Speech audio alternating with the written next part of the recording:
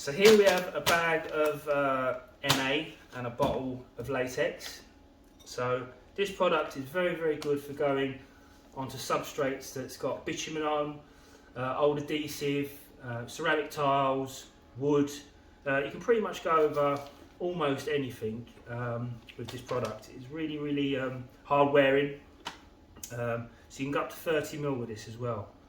So if you've got any bitumen or anything on the floor, which is why we've used this in this particular instance, this is the stuff to use. One bag and one bottle to every mix. If you're using granite chips with it to build your levels up, one bag of granite chips to one bag and one bottle as well. So that's 20 kilograms, 5 litres. And 5 litres of milk. And that's Ardex. Latex, yeah. And this is Ardex NA. NA.